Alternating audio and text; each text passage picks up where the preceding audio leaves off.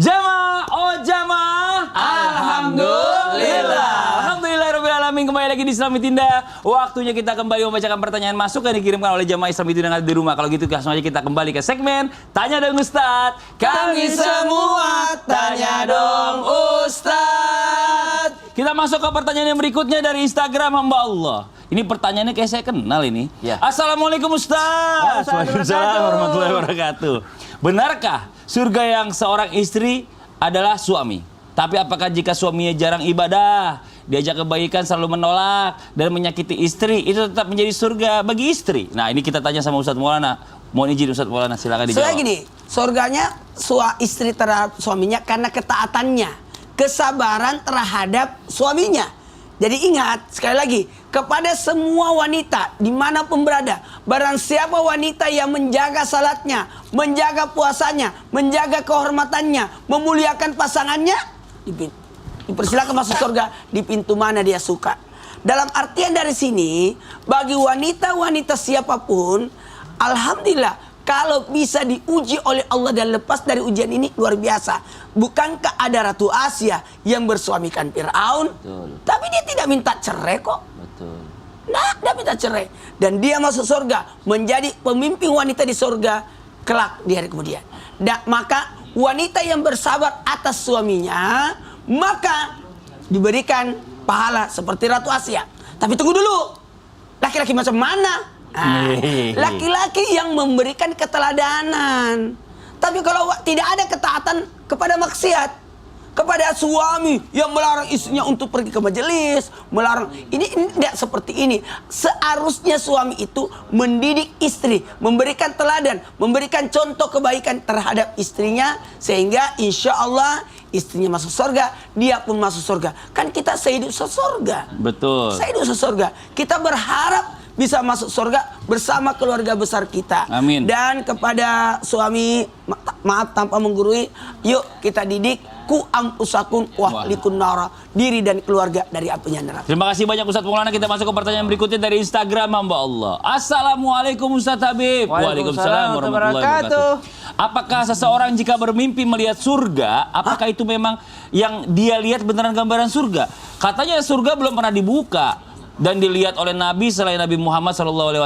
Tapi banyak kisah bilang sebenarnya Nabi Idris juga pernah ngelihat surga. Nah, ini bagaimana jawabannya Habib Muhammad Syahab? Mohon Di izin. antara nabi yang ketinggalan sendal di surga, Nabi Idris. Oh, Masya Allah. Berarti pernah lihat surga juga dong? Artinya nabi-nabi itu punya mukjizat. Nabi-nabi ini dimuliakan oleh Allah Subhanahu wa taala. Wajarlah kalau ada nabi-nabi yang Allah Subhanahu wa taala izinkan, termasuk Ar-Rasul sallallahu alaihi wasallam, untuk memandang atau melihat syurga. Tapi kalau manusia biasa bagaimana? Kalau mimpi masuk syurga, pertama bersangka baik dengan mimpi yang baik.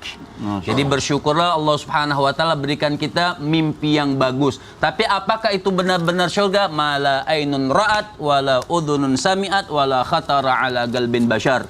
Yang diperlihatkan kepada kita itu hanya sekedar amal baik supaya kita itu menuju surga. Itu hanya termotivasi. Yeah. Itu hanya gambaran sedikit saja. Jadi beruntung. Itu baru gambaran sedikit. Ya, artinya beruntunglah kalau Allah Subhanahu wa taala bisa berikan kita mimpi masuk surga. Tapi sebenarnya surga itu jutaan persen lebih indah yang diperlihatkan di dalam mimpi kita. Jadi Syekh Ali Jum'ah dalam catatannya itu beliau mengatakan belum ada satu manusia pun, manusia biasa ya, selain para anbiya ya, untuk melihat dan masuk syurganya Allah Subhanahu wa taala. Jadi kalau untuk menanggapi mimpi kita bagaimana? Ini yang harus kita penuh sangkaan baik di sini ketika Allah Subhanahu wa taala berikan kita mimpi surga. Apakah itu surga sesungguhnya? Itu belum surga sesungguhnya, hanya gambaran kebaikan yang Allah Subhanahu wa taala berikan. Masya Allah. Terima kasih banyak Habib atas penjelasannya. Jadi surga itu sejutaan kali lebih indah daripada mimpinya Mbak atau Masnya yang bertanya. Nah, sekarang waktu kita mendengarkan muhasabah, dilanjutkan doa dipimpin guru kita Ustaz Syam. Tafadhol Ustaz Syam.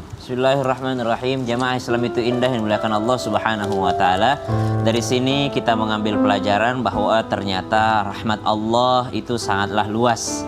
Maka jangan pernah meremehkan ataupun mengabaikan kebaikan sekecil apapun itu.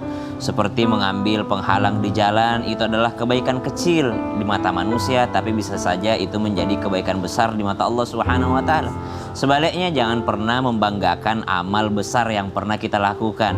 Jangan sampai amal besar itu justru menjadikan kita sombong dan menjadikan kita tergelincir ke dalam nerakanya Allah Subhanahu wa taala. Kalimat ini berlaku untuk muhasabah diri sendiri, bukan untuk menilai amalan orang lain. Jangan kita menilai amalan orang lain dengan mengatakan, percuma kau hafal Quran, percuma kau alim, bisa saja Allah menurut Allah engkau sombong. Oh, enggak begitu. Kita nilai diri kita sendiri. Jangan kita menyia-nyiakan amal kecil dan jangan kita membanggakan amal yang besar untuk diri kita sendiri, bukan untuk orang lain. Kalau orang lain itu adalah urusan dia dengan Allah Subhanahu wa taala. Bismillahirrahmanirrahim. Alhamdulillahirabbil alamin. Amin. Allahumma shalli ala sayyidina Muhammadin nabiyil ummi wa ala alihi wa sahbihi wa sallim. Rabbana taqabbal minna innaka antas samiul alim. Ya Allah, terimalah seluruh amal ibadah kami ya Allah, yang kami ikhlas karenamu ya Allah, dan sucikanlah niat kami ya Allah, beribadah hanya untukmu ya Allah. Wa tub alaina innaka antat tawwabur rahim. Dan ampuni dosa kami, terima taubat kami ya Allah. Wa sallallahu ala sayyidina Muhammad walhamdulillahi rabbil alamin. Amin amin ya rabbal alamin. Masya Allah, alhamdulillah. Demikianlah perjumpaan kita hari ini. Mudah-mudahan apa yang disampaikan oleh guru-guru kita dijadikan ilmu yang bermanfaat untuk kita semuanya, dan insya Allah nanti kita dipertemukan lagi oleh Allah Subhanahu wa taala seperti kita pertemukan di Islam Indah ini di surganya Allah Subhanahu wa taala. Amin amin ya rabbal alamin. Demikianlah perjumpaan kita hari ini, semoga bermanfaat. Sekali lagi mohon maaf segala kekurangan. Wabillahi taufiq wal hidayah. Assalamualaikum warahmatullahi wabarakatuh. Waalaikumsalam warahmatullahi wabarakatuh.